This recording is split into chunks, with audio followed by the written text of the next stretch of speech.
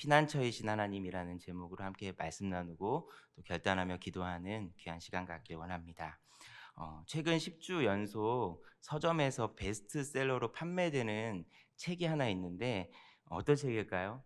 그 책은 종교서적도 아니고 뭐 소설책도 아니고 뭐 어떤 에세이도 아닙니다. 트렌드 코리아 2026이라는 책인데요. 트렌드 코리아는 서울대학교 소비자학과 김난도 교수가 이끄는 트렌드 분석센터에서 2008년 말부터 매년 출간하는 책인데 다가올 새해에 대한 경제, 사회, 문화 등에 대한 전망을 예측하고 소비 트렌드를 알려주는 뭐 그런 책입니다. 이 책에서 나온 키워드가 사회적으로 유행하는 신조어가 되기도 했는데 대표적인 신조어가 욜로 들어보셨어요? 욜로 뭐 이런 단어입니다. 그리고 워라벨, 소확행 뭐 이런 단어들이 이 책에 사용이 되면서 사회적으로 많이 쓰이게 되었습니다. 이번에 출시된 트렌드 코리아 2026은 AI 전환, 대전환과 인간의 역할이라는 소제목을 가지고 AI 시대에 어떻게 힘있게 살아갈 것인지에 대한 그런 대안들을 제시하는 책이었는데 물론 이전에도 이 트렌드 코리아가 굉장히 잘 팔리는 책이었습니다. 그런데 올해 유난히 그 판매량이 98%가 증가했다라고 합니다. 수많은 사람들이 이 책에 열광하고 또 이 책을 구매해서 읽으려고 한다라는 것이죠. 물론 여러 가지 이유가 있겠지만 왜 이 책을 이렇게 많이 읽으려고 하고 또 그러는가? 제가 생각할 때는 미래에 대한 불안과 두려움 때문이다라는 생각을 하게 됩니다. 불황의 시대에 어떻게 살아가야 될지 모르겠고 또 급격하게 변하는 세상 앞에서 앞으로 어떤 일이 일어날지 도대체 어떻게 될지 도무지 알 수 없는 이 세상 속에 살아가면서 미래에 대한 걱정과 또 미래에 대한 두려움과 불안 때문에 사람들은 알 수 없는 이 미래를 예측해주는 이와 같은 책에 의지하게 되는 것 같습니다. 사랑하는 성도 여러분, 우리가 살아가고 있는 이 세상은 참 불안하고 또 두려운 세상이 맞습니다. 언제 코로나 같은 질병이 다시 창궐하게 될지 불안하고 두렵습니다. 또 언제 또 대형 사고가 날지 모르고 또 언제 자연재해가 일어나게 될지 참 두렵습니다. 그리고 여전히 우리나라는 분단 국가로 전쟁의 위험을 가지고 있는 나라이기도 합니다. 그렇다면 우리가 살아가는 개인의 삶은 어떻습니까? 여전히 개인의 삶도 불안과 두려움의 요소들이 가득 차 있는 것을 보게 됩니다. 연말이 되어서 한 해를 돌아보면서 하는 잘 쓰는 사자성어가 있는데 그게 뭡니까? 다사다난이죠. 무슨 뜻입니까? 우리가 늘 평안하길 원하지만 우리의 지나간 시간들을 돌아보면 여러 가지 일도 많고 여러 가지 어려움도 많았다라는 것을 우리가 깨닫게 됩니다. 시편 90편 10절 말씀에서 모세는 우리의 인생을 가리켜서 이렇게 말했는데 우리의 연수가 70이요 강건하면 80이라도 그 연수의 자랑은 수고와 슬픔뿐이요 신속히 가니 우리가 날아가나이다 라고 말합니다. 모세는 120년의 인생을 살았는데 그의 말년에 자기의 인생을 돌아보니까 사람의 삶은 수고와 슬픔뿐이었다라고 말합니다. 그리고 신속하게 날아가는 것처럼 빠르게 지나간다라고 고백합니다. 여러분 동의가 되십니까? 살아갈수록 쉽게 얻는 건 없어지고 더 수고해야만 얻을 수 있는 것들이 많아지는 것 같습니다. 살아갈수록 웃을 일보다는 또 기쁜 일보다는 슬프고 마음 아프고 속상한 일들이 더 많아지는 것이 인생이라고 생각이 되어집니다. 수고와 슬픔뿐이 인생이기 때문에 우리는 내일이 항상 두렵고 내일이 항상 불안할 수밖에 없습니다. 내일 어떤 물질적인 어려움이 찾아오게 될지 불안하고 두렵습니다. 갑자기 어떤 건강의 어려움이 찾아오게 될지 몰라 우리는 불안하고 두렵습니다. 가족이나 직장, 친구나 어쩌면 교우들과의 관계 속에서도 어떠한 갈등이 찾아올지 알 수 없는 그런 불안과 두려움이 우리 안에 있다라는 것이죠. 그렇다면 여러분 이와 같이 미래가 불안하고 두려운 세상 속에서 그리고 불안하고 두려운 우리 각자 삶의 사람들의 인생 속에서 성도는 어떻게 살아가야 할까요? 오늘 시편 46편 말씀은 이와 같은 불안과 두려움의 세상 속에서 성도가 어떻게 살아가야 할지에 대한 그런 하나님의 지혜를 우리에게 가르쳐주고 있습니다. 오늘 말씀을 통해 불안하고 두려운 인생 속에서도 평안과 담대함으로 살아가는 저와 여러분 되시기를 예수님의 이름으로 축복합니다. 오늘 본문 시편 46편은 고라 자손의 시로 되어져 있는데 이 시편의 배경이 본문에는 정확하게 나타나 있지 않습니다. 하지만 대부분의 학자들은 BC 701년에 남유다 히스기야 통치 시절에 아수르의 사네립 왕이 예루살렘을 침공하였을 때, 특별히 이때 하나님께서 특별한 기적으로 예루살렘 성을 구원해 주시는 사건이 있었는데 이 사건을 배경으로 이 시가 쓰여졌다라고 합니다. 열왕기하 18장에 보면 아수르 왕 사네립이 유다의 모든 성읍들을 다 정복하게 됩니다. 그리고 마지막으로 예루살렘을 포위하게 되는데 이때 예루살렘을 포위했던 아수르의 정예 군사 숫자가 18만 5천 명 이상이다라고 합니다. 그런데 이에 비해 예루살렘을 지키는 군사의 숫자는 성경에 기록되어져 있지 않지만 일반적으로 10,000명에서 15,000명 정도 되었을 것이다 라고 말합니다. 그럼 어떻습니까? 18만 5천 명 대 10,000명의 싸움을 해야 되는 것입니다.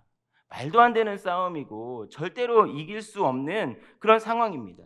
예루살렘이 함락되는 것은 시간 문제에 불과한 것이고 성 안에 살고 있었던 히스기야 왕과 모든 이스라엘 백성들은 다 죽임을 당할 수밖에 없는 절체절명의 상황에서 이 시가 쓰여졌다라는 것이죠. 본문 2절과 3절에 보면은 이와 같은 상황에 대해서 이렇게 묘사합니다. 그러므로 땅이 변하든지 산이 흔들려 바다 가운데 빠지든지 바닷물이 솟아나고 뛰놀든지 그것이 넘침으로 산이 흔들릴지라도. 시인은 지금 이와 같은 위협의 상황을 세 가지 모습으로 표현해주고 있는데 첫 번째는 지진이에요. 땅이 흔들리는 것과 같은 지진과 같은 상황이고, 두 번째 산이 무너지는 산사태와 같은 상황이 일어나는 것이고, 또 바다가 올라오는 해일이 일어나는 그런 상황이라는 것입니다. 여러분, 이와 같은 자연재해 상황에서 인간이 할 수 있는 것이 있겠습니까? 여러분, 지진의 상황 앞에 우리가 할 수 있는 게 뭐가 있을까요? 산사태가 일어날 때 우리가 할 수 있는 게 뭐가 있고, 해일이 일어나면 우리가 할 수 있는 게 없다라는 것이죠. 아무것도 할 수 없는 이런 공포와 두려움과 절망의 상황, 그 절망의 상황 그 자체라고 할 수 있는 것입니다. 지금 유다 백성들이 당하고 있는 이 상황이 이와 같이 도저히 피할 수 없는 공포요, 두려움이요, 불안한 상황이었다라는 것이죠. 그런데 여러분, 이와 같은 상황에서 시인이 뭐라고 말합니까? 3절 하반절에 보면 이렇게 말씀합니다. 우리는 두려워하지 아니하리로다. 같이 한번 읽어볼까요? 시작. 우리는 두려워하지 아니하리로다. 여러분, 이 고백은 두렵지 않다라는 고백이 아닙니다.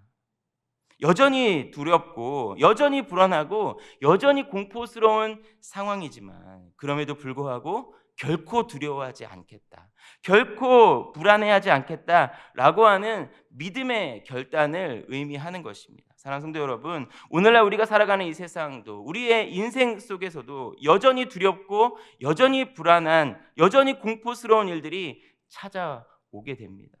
건강의 문제가 찾아올 수 있고, 물질의 문제가 찾아올 수 있고, 또 관계의 문제가 찾아올 수 있습니다. 그리고 이런 문제들은 우리로 하여금 두렵게 만들고 우리로 하여금 불안하게 만듭니다.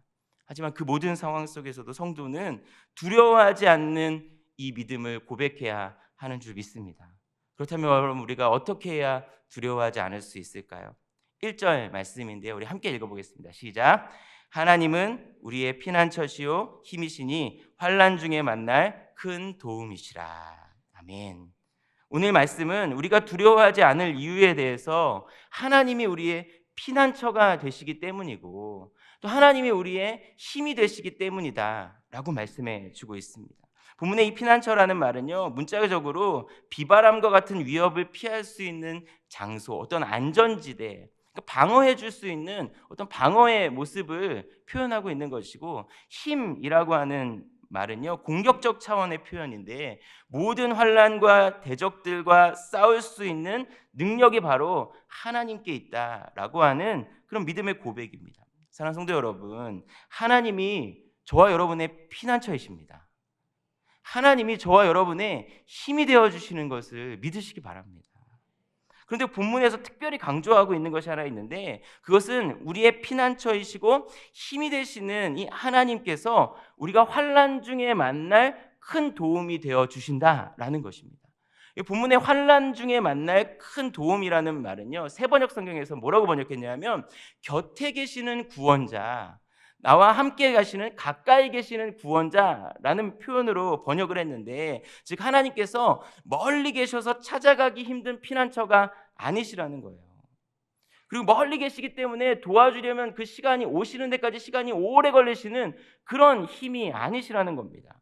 언제든지 찾아갈 수 있는 가까이 계시는 우리의 피난처가 되시고, 우리가 위험에 처하거나 우리가 두려운 상황이 있을 때 언제든지 찾아오셔서 우리의 힘이 되어주시는, 우리 곁에서 우리의 힘이 되어주시는 분이 우리 하나님이시다. 즉 실제적인 도움을 주시는 분이 하나님이시라고 시인은 고백하고 있는 것입니다.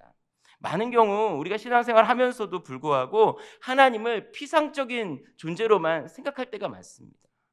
계시긴 하는데 너무 멀리 계시는 것 같아요.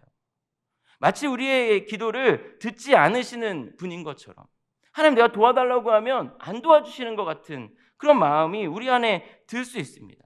우리가 당하고 있는 고난과 어려움과 염려와 걱정 속에서도 하나님이 마치 우리를 내어버려 두시는 것처럼 느낄 때가 있다라는 것이죠.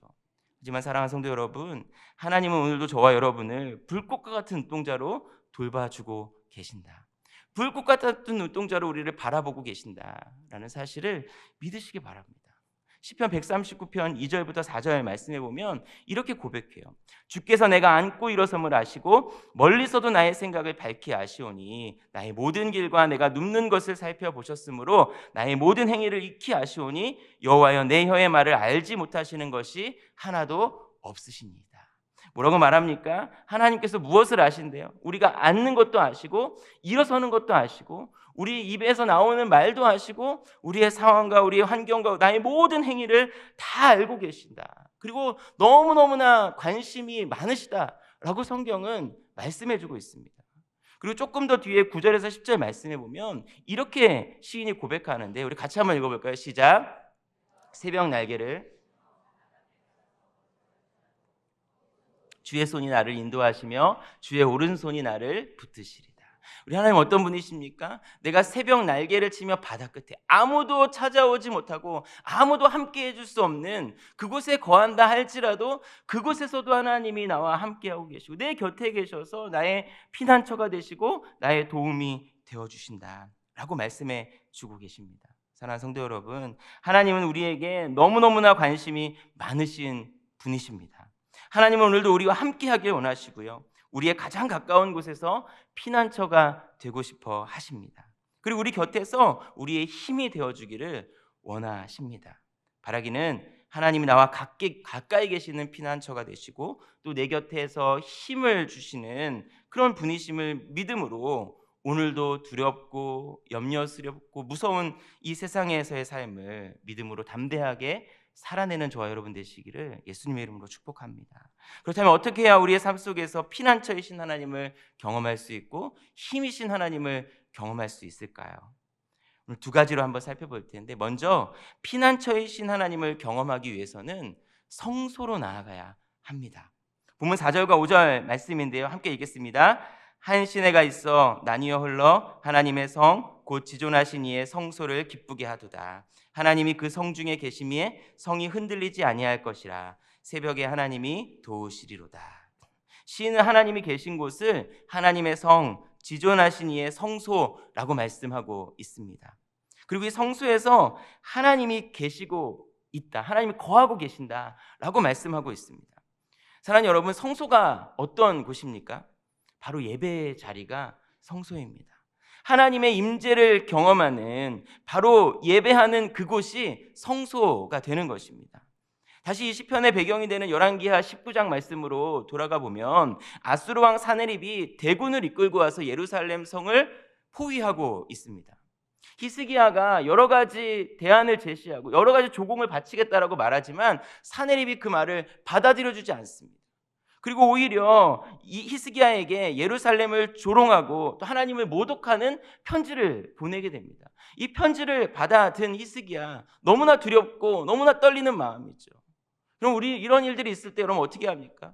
이 문제를 풀어줄 수 있는 어떤 사람을 가든지, 사람한테 가든지, 이 문제를 풀어줄 수 있는 어떤 나라의 왕을 요청하든지 이렇게 해야 될 것 같은데, 히스기야는 어디로 가는가? 열왕기하 19장 14절 말씀해 보면, 히스기야가 사자의 손에서 편지를 받아보고 여호와의 성전에 올라가서 히스기야가 그 편지를 여호와 앞에 펴놓고 라고 말합니다.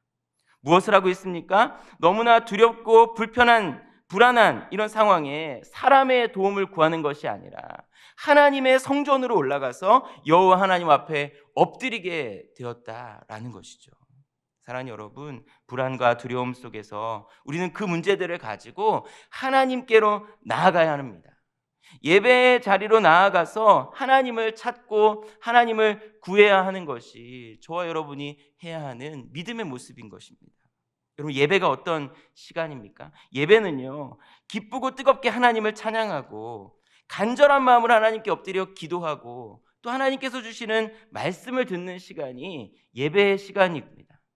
그렇다면 예배의 자리는 무엇인가? 하나님께 영광과 찬양을 올려드리는 자리가 예배의 자리인 것이고, 또 하나님에 향해서 간절한 마음을 가지고 하나님께 간구하는 그 자리가 예배의 자리인 것이고, 또 하나님의 말씀을 듣고 하나님께서 주시는 그 메시지를 마음 가운데 새기고 내 삶으로 돌아가는 그런 자리가 예배의 자리가 되는 것입니다. 사랑하는 성도 여러분, 삶의 모든 문제와 어려움을 가지고 예배의 자리로 나오는 저와 여러분 되시기를 바랍니다. 그리고 그 하나님께 찬양과 경배를 올려드리고 하나님께 나의 모든 기도의 제목들을 올려드리며 하나님이 주시는 말씀의 은혜를 받음으로 피난처 되시는 그 하나님을 경험하는 우리 모두가 되기를 바랍니다.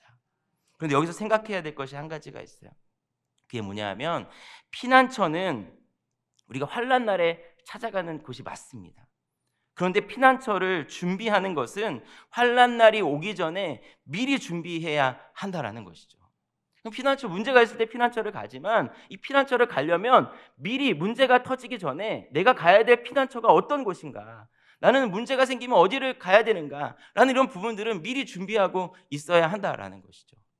사진을 한 장 보여주시겠어요? 여기가 어디냐면 강남역 한복판입니다. 강남역은 지대가 낮다 그래요. 그래서 모든 물이 강남역 한복판으로 모이게 되는데, 그래서 몇 년 전에 큰 홍수가 자주자주 일어나기 때문에 이 건물주님께서 미리 펜스를 만들어 놓은 거예요. 방수 펜스를 이렇게 딱 만들어 놔가지고 대비를 해놓은 거죠. 그리고 실제로 평소에는 비가 안 오다가 비가 막 오기 시작하자 이 펜스를 이렇게 세우게 됐다라는 겁니다. 그러니까 여러분 어떻습니까? 다른 곳에는 물이 가득하고 침수 피해가 있었지만 이 물막이를 준비한 이 빌딩은 피해를 당하지 않게 되었다라는 것이죠. 사랑하는 여러분, 피난처는 미리 준비되어 있어야 피할 수 있는 것입니다. 우리의 인생에 언제 찾아올지 모르는 어려움과 불안과 두려움의 상황에 당황하지 않으려면 우리의 삶 가운데 피난처가 미리 준비되어져 있어야 한다라는 것이죠. 그런 의미에서 예배의 자리가 우리의 피난처가 되기 위해서 우리는 매 순간 예배자로 살아가야 하는 줄 믿습니다. 히스기야가 문제가 생기니까 갑자기 하나님을 찾아갔을까요? 어려움이 찾아오니까 갑자기 하나님을 찾아가게 되었을까요? 그렇지 않습니다.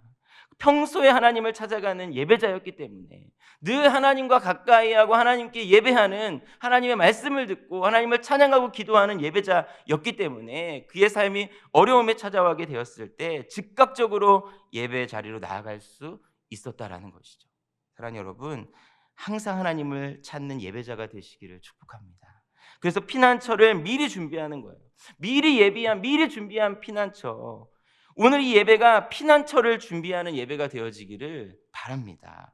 모든 순간 하나님을 찾아와 찬양과 경배를 드리고 또 하나님께 기도하고 하나님의 말씀을 듣는 예배자의 삶을 우리가 살아가고 있다면 우리 가운데 불안과 또 두려움의 때가 찾아오게 되었을 때 즉각적으로 피난처인 예배의 자리로 나아가 하나님께 엎드릴 수 있게 되는 것입니다. 바라기는 피난처 대신 하나님 앞에 예배자로 살아가는 믿음의 결단을 하는 저와 여러분 되시기를 바랍니다. 두 번째로, 힘이신 하나님이 대신 싸워주시기 위해서는 가만히 있어야 합니다.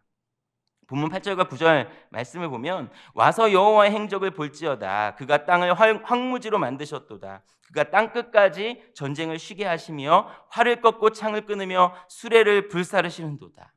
라고 말씀합니다. 시인은 하나님의 힘과 능력을 찬양하는데 8절에 보니까 땅을 황무지로 만드시는 분이 하나님이시다라고 고백하고 있어요. 여기서 말하는 황무지는 무엇을 말하는가? 전쟁이 끝나서 초토화된 땅의 모습을 황무지라고 표현합니다.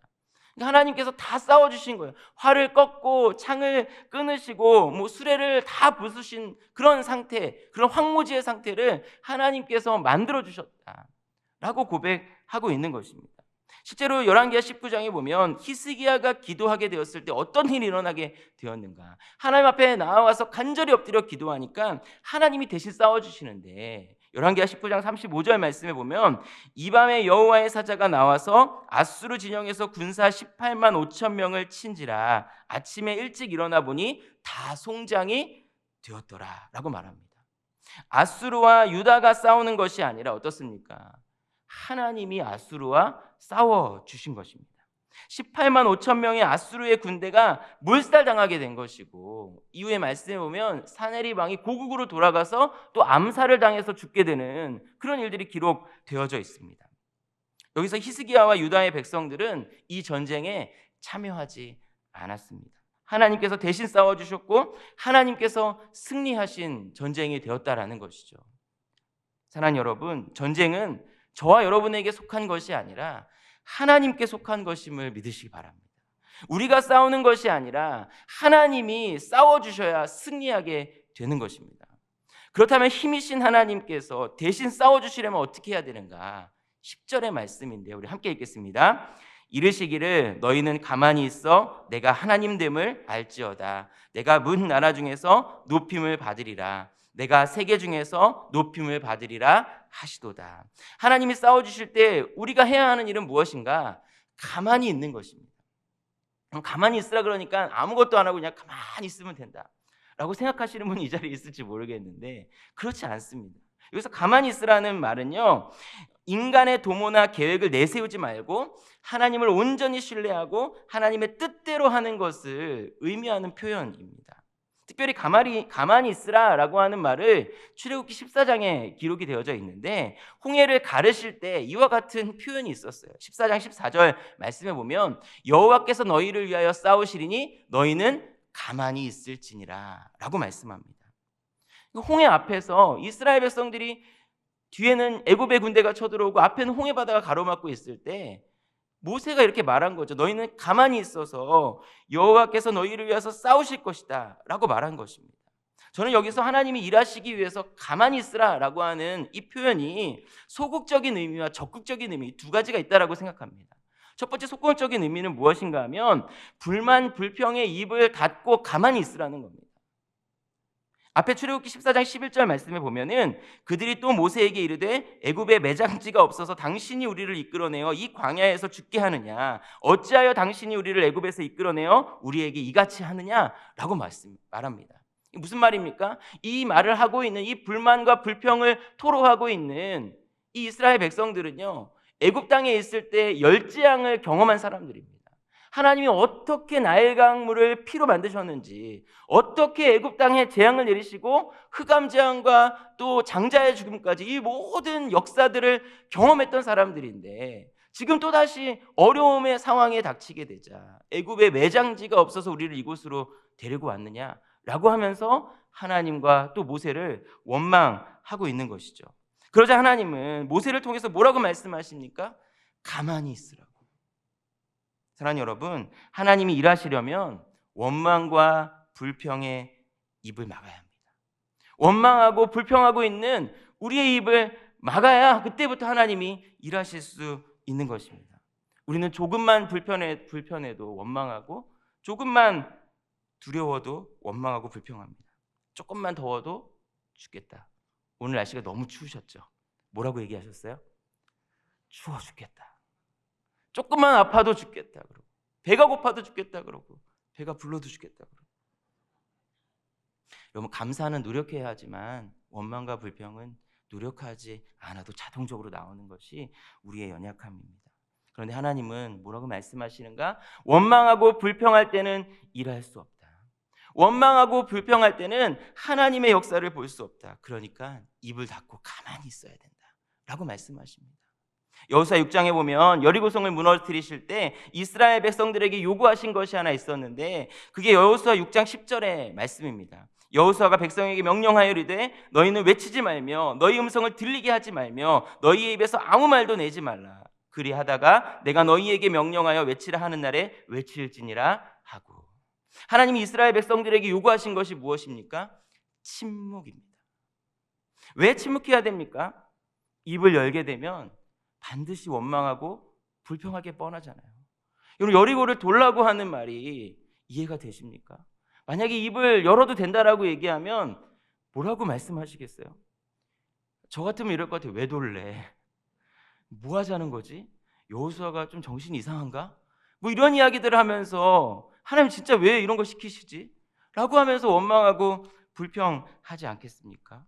사랑하는 여러분, 불평과 불만의 목소리가 나오면 하나님 일하실 수가 없습니다.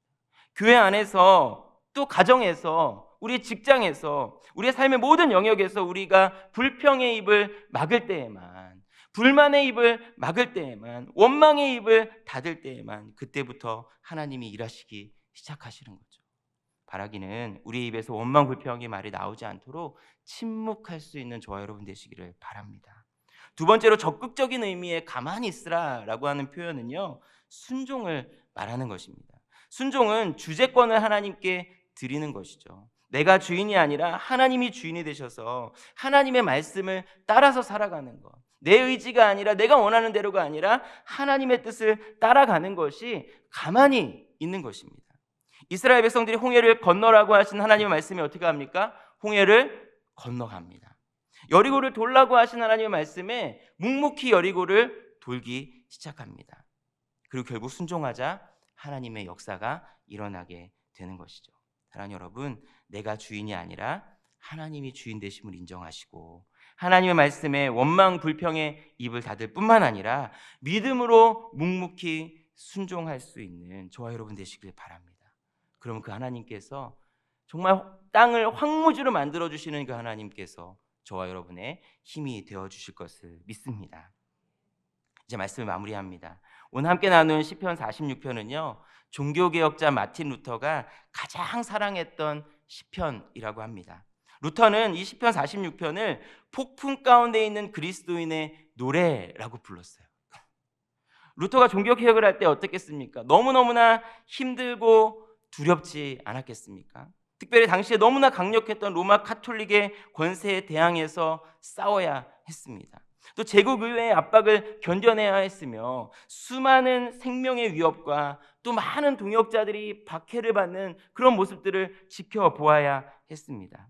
그때 루터는 시편 46편의 말씀을 붙들고 견뎌내고 이겨냈다라고 합니다. 특별히 그가 시편 46편으로 찬송가를 한 편 만들었는데 그게 찬송가 585장 내주는 강한 성이요 라는 찬송입니다. 찬송 한번 불러보면요, 내주는 강한 성이요 방패와 병기 되시니 근환란에서 우리를 구하여 내시리로다. 옛 원수 마귀는 이때도 힘을 써 모략과 권세로 무기를 삼으니 천하에 누가 당하랴. 2절을 함께 부를까요? 내 입만 의지할 때는 패할 수밖에 없도다. 힘 있는 장수 나와서 날 대신하여 싸우네. 이 장수 누군가? 주 예수 그리스도 만군의 주로다. 당할 자 누구랴? 반드시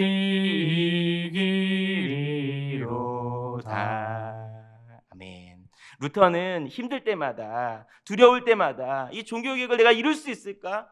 하나님, 내가 일을 할 수 있겠습니까? 라고 걱정되고 염려될 때마다 동료들을 향해서, 함께 종교개혁을 일으켰던 종교개혁자들을 향해서 여러분, 우리 시편 46편을 노래합시다, 이렇게 외쳤다는 거예요. 그럼 다 같이 이 찬양을 하나님께 올려드리면서 이 노래를 부르면서 우리의 믿음을 굳건하게 하고, 또 하나님이 우리의 피난처시고 하나님이 우리의 힘이시다는 것을 믿음으로 마음에 새기고 종교개혁을 끝까지 이룰 수 있었다라고 합니다. 사랑하는 성도 여러분, 하나님은 오늘도 저와 여러분의 피난처가 되시는 것을 믿습니다. 하나님은 오늘도 우리의 힘이 되어주심을 믿습니다.